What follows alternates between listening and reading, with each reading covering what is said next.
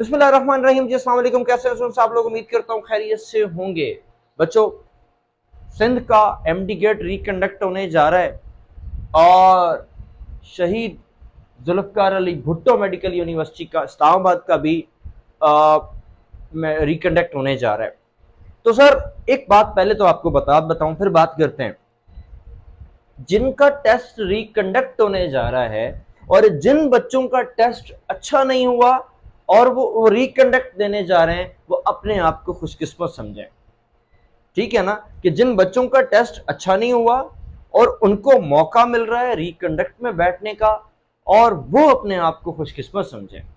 एक बात और, कि जिन बच्चों का टेस्ट रिकंडक्ट होने जा रहा है और उन्हें दोबारा मौका मिला है बैठने का, अब अगर आपके नंबर अच्छे नहीं आते तो फिर अपने आप से पूछिएगा जरूर कि कहीं मैंने कोई गलती तो नहीं की, कि कहीं मेरे में कोई वीकनेस तो नहीं थी। पेपर लीक होने पे तबसरे नहीं करना।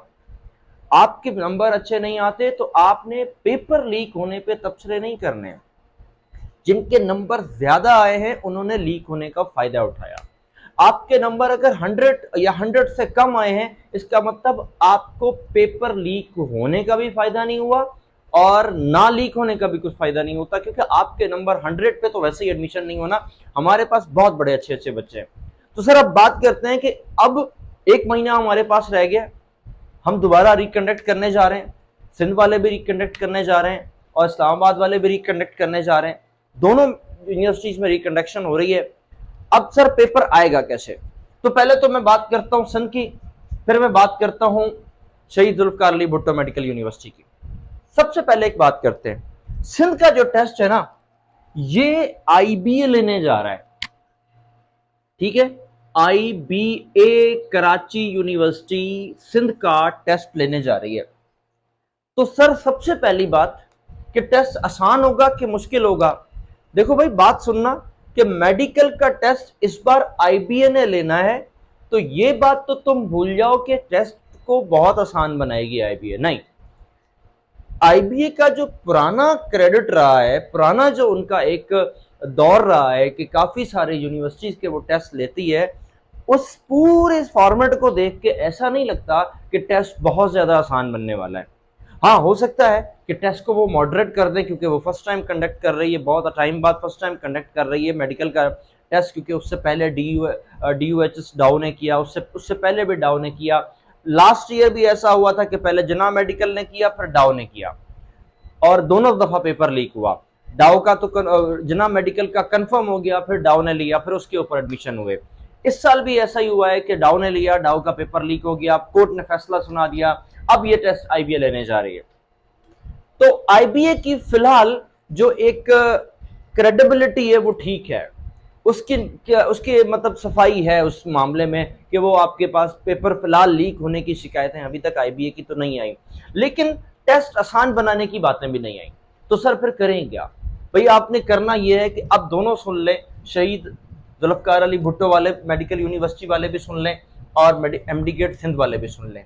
आपने एक काम लाजमी करना है, अब यूनिवर्सिटी कोई भी टेस्ट लेने जा रही है, खुदा ना खास्ता किसी सेंटर में जाके नहीं बैठ जाना। बहुत सारे प्रमोशन सेंटर्स मैंने देखे कि जनाब अब एक महीने में आपको तैयारी करा देंगे, मेडिकल का टेस्ट आप बिल्कुल पास कर जाओगे और फिर आपने कमाल कर देना है इंटरेस्ट टेस्ट में। अगर कमाल करना होता तो पहले जो 6 महीने आपके पास पड़े 70-50 हजार देके, उसमें ही हम कमाल कर चुके होते। ठीक है? तो आपने किसी अकेडमी में अब नहीं जाना।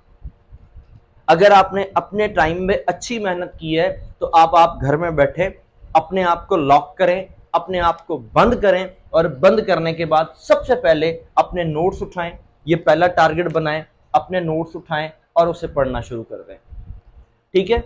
और उसे वन बाय वन एक एक चीज को रिवाइज करना शुरू कर दें। एक एक सब्जेक्ट को कम से कम 3 आवर्स दें, 3 आवर्स ईच सब्जेक्ट दें। एक एक सब्जेक्ट को कम से कम आप 3 घंटे लाजमी दें। ठीक है? इंग्लिश को थोड़ा कम टाइम दे दें, बाकियों को 3-3 घंटे आप लाजमी दें। उसके बाद फिजिक्स की बात करूं तो जनाब आपने फॉर्मूला शीट बनानी है। एक फॉर्मूला पढ़ते जाएं रफ शीट में, अब डिजाइन नहीं बनाना, टाइम नहीं है, रफ शीट में लिखते जाएं। देखो, एक बात बताऊं, एक दफा किसी चीज को हाथ से लिखोगे ना तो वो आपको भूलेगी नहीं, रटा लगाओगे भूल जाएगी। लिखते जाओ, वन बाय आहिस्ता आहिस्ता लिखते जाओ फॉर्मूलाज को। पेपर एक पूरे चैप्टर को पढ़ो, पूरे चैप्टर के फॉर्मूलाज एक पेपर पे रफ शीट पर लिखो, फाड़ दो, एक बार फिर लिख लो, फिर फाड़ दो, ताकि तुम्हें 2 से 3 बार याद हो जाए। एक बात समझ आ गई? और यही बात मैं शहीद जुल्फकार अली भुट्टो मेडिकल यूनिवर्सिटी वालों से भी करूंगा। दोनों से मैं एक ही बात कर रहा हूं कि अपना सबसे पहला काम अपने नोट्स बनाओ, दूसरा काम अपने फॉर्मूला शीटें बनाओ।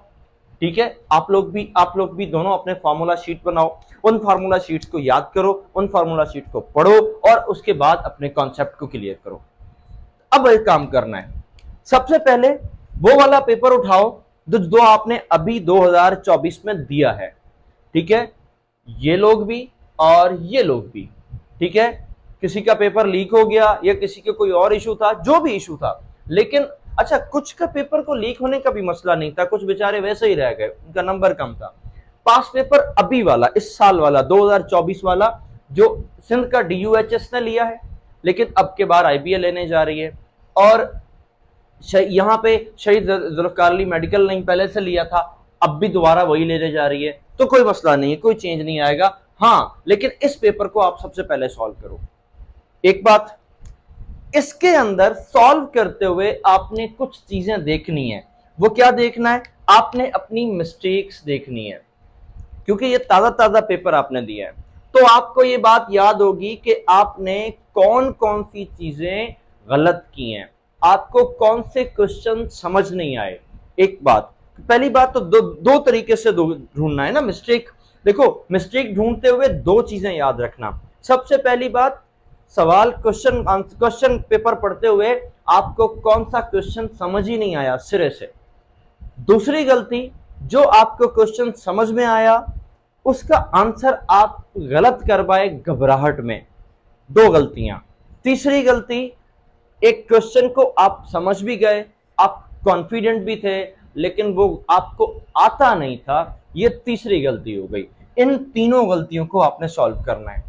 आपने एक MCQs उठाना है 2024 का, एक MCQs उठाने के बाद आपने देखना है कि क्या ये आपको आता है। ठीक है, ये क्वेश्चन अगर आपको आता है तो आपने वो क्वेश्चन सॉल्व करना है और फिर उस पूरे टॉपिक को अच्छी तरह रिवाइज करना है। बात समझ आ रही है मेरी? कि अगर आपने एक दिन में 10 क्वेश्चन किए हैं तो 10 क्वेश्चन के टॉपिक्स को आपने रिवाइज कर लेना है। यानी आपके पास, अगेन मैं बार बार रिपीट करता हूं कि आप लोग टॉपिक लिस्ट नहीं बनाते हो, आप टॉपिक लिस्ट बनाओ कि भाई कौन कौन से टॉपिक्स में से क्वेश्चन आ रहे हैं। ठीक है, फिर वो क्वेश्चन जो आपने सही किए और वो क्वेश्चन जो आपको नहीं आते उन पे फोकस करो। ठीक है, जो सही किए हैं वो ठीक है, ओके हो गया। अच्छा, कुछ सही ऐसे हुए हैं जो तुक्के पे हुए हैं, जो तुक्के पे सही हुए हैं वो सही नहीं है, वो तो किस्मत ने आपका साथ दे दिया था। ठीक है, तो जो तुक्के पे हुए हैं आप अपने आप को गलत मानो, फिर उसको पढ़ो, उसके टॉपिक को पढ़ो कि अभी ये क्वेश्चन ऐसे आया है, ये क्वेश्चन रिपीट नहीं होना। एक बात याद रखना, जो अब के बार 2024 में क्वेश्चन आ गया पहले दफा में, अब रिकंडक्ट में दोबारा वो क्वेश्चन नहीं आता। 90% ये शर्त लगा लो कि वो क्वेश्चन नहीं आता, 10% के चांसेस हो सकते हैं कि वो क्वेश्चन आ जाए। ठीक हो गया? अब आपने ये करना है कि आपने उन क्वेश्चन को सॉल्व करना है और सॉल्व करके एक एक चीज, उसके टॉपिक, उसके फॉर्मूला, अपनी मिस्टेक्स, अपनी टॉपिक लिस्ट और MCQ जब सॉल्व करो तो उस पूरे टॉपिक को आप ध्यान में आना चाहिए, फिर आपने उसे सॉल्व करना है। ऐसा नहीं कि बस टक टक टक टक टक वाला काम नहीं करना। क्वेश्चन पढ़ो, पढ़ के नहीं समझ में आता तो समझने की कोशिश करो। दूसरा, फिर उसका आंसर नहीं आता तो आंसर को की में या इंटरनेट में सिर्फ देखो नहीं, अगर आप गूगल से भी देखते हो, चैट GPT से भी देखते हो या किसी की से भी देखते हो, तो ऐसा नहीं कि देखो नहीं, उसको पढ़ो, उस टॉपिक को समझो और उसकी लॉजिक जानो। अभी भी 1 महीना आपके पास है, अपना दिन रात एक कर दो, ऑटोमेटिकली आपके पास आपकी तैयारी हो जाएगी। दूसरा काम आपने क्या करना है, 2023 का पेपर उठा लो। ठीक है, 2023 का पेपर उठाओ। कौन सा? सिंध वाले अपना DUHS यानी डाउ का उठा ले, और इस्लामाबाद वाले शहीद जुल्फकार अली भुट्टो मेडिकल यूनिवर्सिटी का 2023 वाला पेपर उठाओ। प्रैक्टिस करो, सॉल्व करो। आपने पहले भी, मैं उम्मीद करता हूं आपने पहले भी किया होगा, अगर नहीं किया तो अब दोबारा सॉल्व करो। एक पेपर ये हो गया, एक पेपर ये हो गया, ठीक है। इसके भी 400 सवाल हो गए, इनके भी 400 सवाल हो गए। एक महीने में 400 क्वेश्चन अटेम्प्ट करना और समझ के, पढ़ के, लॉजिकली, मेहनत के साथ, दिमाग के साथ अटेम्प्ट करना बड़ी बात होगी। अब भी बात खत्म नहीं हुई। 2 पेपर सॉल्व हो गए, आगे नहीं बढ़ना, 2 काफी हैं, 2 यहां सॉल्व करो, आगे नहीं बढ़ना, यो काफी है। अब दोनों लोग, इस्लामाबाद वाले भी और सिंध वाले भी, दोनों लोग यूएचएस का पेपर उठाओ।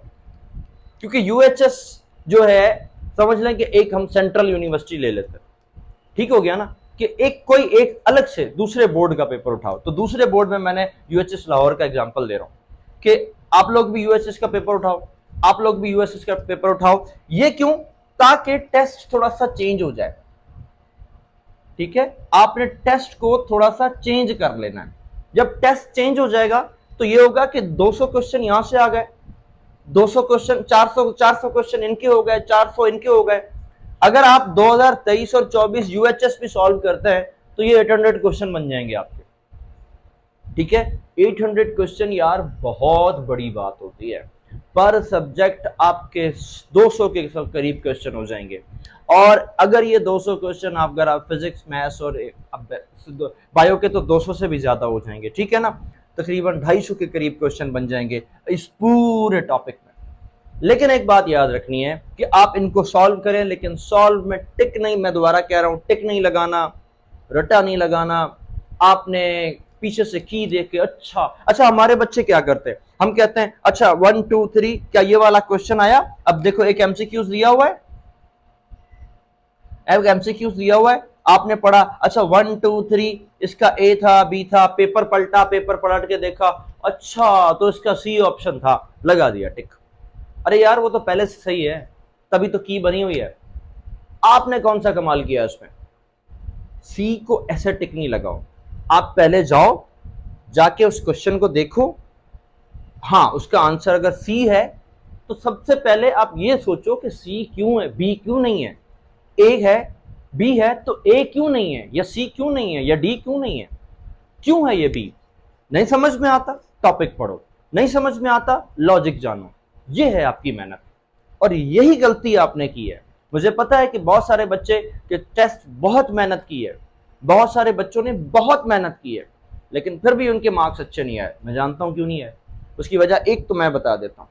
बेटा आपने मेहनत की है, आपने इतनी मोटी मोटी बुक्स खरीदी होंगी, पैसे भी खर्च किए हैं, सारी सारी रात जागे भी होंगे, एफर्ट भी मारी है, लेकिन सर फिर भी हमारा रिजल्ट अच्छा नहीं आया। सर आपका रिजल्ट अच्छा इसलिए नहीं आया क्योंकि आप लॉजिकल स्टडी नहीं कर रहे थे। आप ये स्टडी कर रहे थे कि आपके जहन में ये चल रहा था, अच्छा तो इसका आंसर ये था, लगा दिया। आपने एमसीक्यूज तो बहुत सारे सॉल्व किए, लेकिन आपने सिर्फ एमसीक्यूज को सॉल्व किया है या एमसीक्यूज का टिक लगाया है, एमसीक्यूज को समझा नहीं है। अब मौका है, एक बार आपको फिर मौका मिला है, अल्लाह ताला ऐसे मौके बार बार लोगों को नहीं देता। अब ये मतलब सही हुआ या गलत हुआ, जो भी हुआ, अब आप इसको अपने लिए सही समझो, क्योंकि आप ही लोगों की रट थी ना कि रिकंडक्ट होना चाहिए, हमारे साथ ज्यादती हुई है, ठीक है, ज्यादती का अजाला करो।